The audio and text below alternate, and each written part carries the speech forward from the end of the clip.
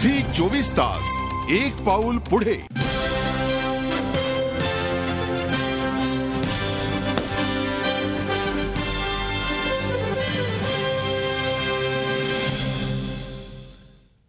Yes we can असा नारा देत बराक ओबामा यांनी 4 वर्षापूर्वी अमेरिकेच्या राष्ट्रपतीपदाची सूत्र हाती घेतली होती आणि 2012 मध्ये त्यांनी फॉरवर्ड असा नारा देत पुन्हा एकदा अमेरिकेच्या राष्ट्रपतीपदाची निवडणूक जिंकली.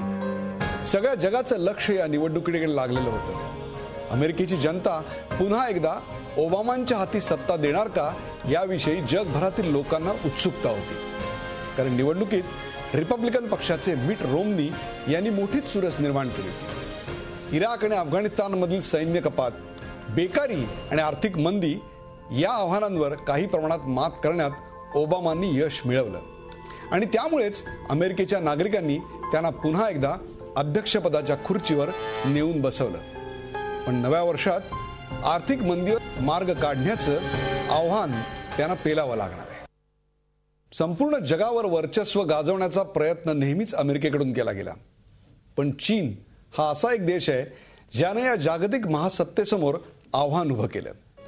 2012 मध्ये जसं ओबामांनी अमेरिकेच्या राष्ट्रपतीपदाची सूत्र स्वीकारली तसंच हुन जिनताओ यांच्याकडून नव्या पिढीच्या शी जिनपिंग यांनी चीनच्या अध्यक्षपदाचा पदभार स्वीकारला. शी जिनपिंग हे चीनच्या कम्युनिस्ट पक्षाच्या 5व्या पिढीचे नेते आहेत. चीनचे उपाध्यक्ष म्हणून त्यांनी यापूर्वीही काम पाहिलेलं आहे. देशाला पुढे घेऊन जाण्याचं शिवधनुष्य ज्याप्रमाणे ओबामांना पेलायचंय त्याचप्रमाणे शी जिनपिंग हे जिंताओंचं धरण पुढे राबवतात की वेगळाच मार्ग चोखाळतात याविषयी सर्वांनाच आता उत्सुकता आहे.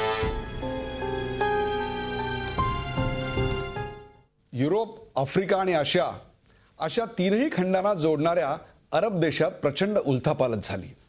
हे वर्ष अरब राष्ट्रांसाठी उठावाचं वर्ष ठरलं. ट्युनिशिया, इजिप्त, येमेन, लिबिया या देशात सत्तांतर झाली. अरब राष्ट्रांमधील उठावाचं लोण इजिप्तमध्येही पसरलं. इजिप्तमध्ये यशस्वी सत्तांतर झालं. होस्नी मुबारक यांची 3 दशकांची हुकुमशाही राजवट संपुष्टात आली आणि मोहम्मद मोर्सी यांची इजिप्तच्या राष्ट्राध्यक्षपदी निवड झाली. तर लिबियाच्या मुअम्मर गडाफीला भर रस्त्यावर लोकांनी कंठस्नान घातलं. तो सगळा प्रकार टीव्हीवरून अवघ्या जगानं पाहिला. अरब जगतातील एकसत्ताक देशांचा विचार केल्यास तिथल्या सत्ताधीशांनी प्रदीर्घ काळ सत्ता उपभोगली होती. होस्नी मुबारक यांनी तब्बल 29 वर्ष तर गडाफींनी 40 वर्ष सत्ता उपभोगली. भ्रष्ट सत्ताधारी कसा असतो हे या दोघांच्या कारकिर्दीत सर्वांना दिसून आलं. त्यांचा शेवटही तसाच विदारक होता. जगावर दबदबा निर्माण करण्यात यशस्वी ठरलेल्या अमेरिकेला मात्र निसर्गासमोर झुकावंच लागलं. सँडी वादळानं अमेरिकेला जोरदार तडाखा दिला. त्यामुळे संपूर्ण अमेरिका अनेक तास अंधकारात बुडाली. वादळामुळे अनेकांचा बळी गेला.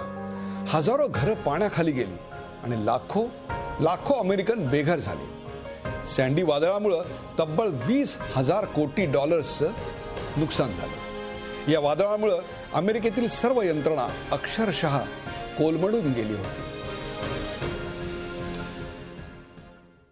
पाकिस्तानातील खैबर प्रांतातील स्वात जिल्ह्यात कट्टर तालिबान्यांना एका कोवळ्या मुलीनं आव्हान दिलं.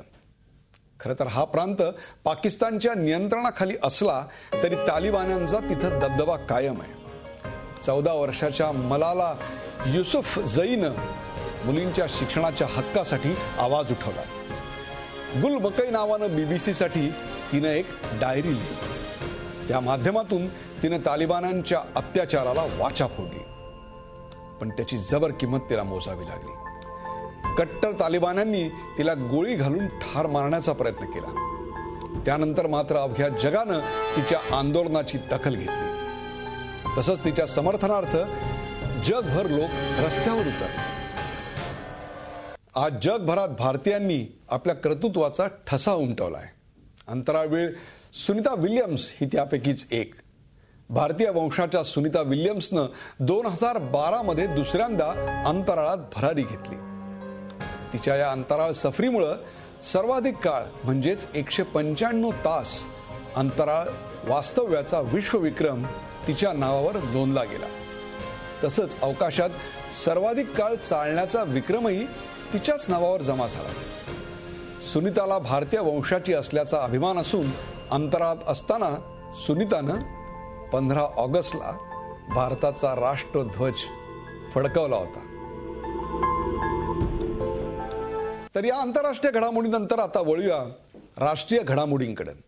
2012 साल उजाडलं ते महागाई, घोटाळे, भ्रष्टाचार विरोधी जन आंदोलनांच्या पार्श्वभूमीवर. जनतेनं नव्या उमेदीनं त्याचं स्वागत केलं.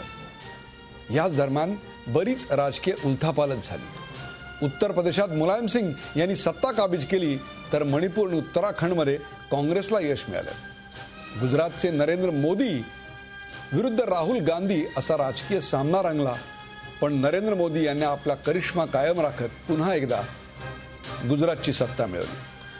गुजरात निवडणुकीत काँग्रेसनं जोर लावला होता, पण मोदींच्या लाटेत काँग्रेसचा टिकाव लागला नाही.